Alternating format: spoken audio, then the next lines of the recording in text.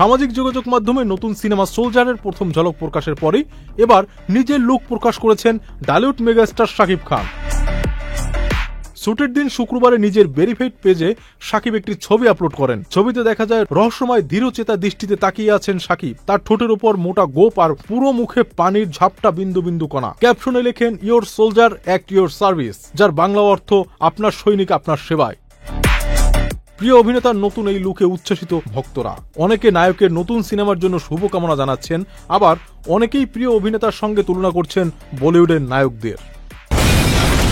এর আগে 34 সেকেন্ডের ভিডিও প্রকাশ করে সোশ্যাল মিডিয়ায় হইচই ফেলে দেন শাকিব। প্রযোজনা সংস্থা সান মিউজিক অ্যান্ড মোশন পিকচার্সের সিনেমা সোলজার। এই সিনেমায় শাকিব খানের সঙ্গে অভিনয় দেখা যাবে ছোট পর্দার অভিনেত্রী তানজিন তিশা ও জান্নাতুল ফেরদৌস ঐশীকে। সিনেমার শুটিং শুরু হয়েছে গত 5 অক্টোবর। সিনেমাটি পরিচালনা করছেন শাকিব ফাহাদ। এই সিনেমায় অভিনয় আরও দেখা যাবে তারিক আনাম খান ও ABM সুমনের মতো তারকাদের।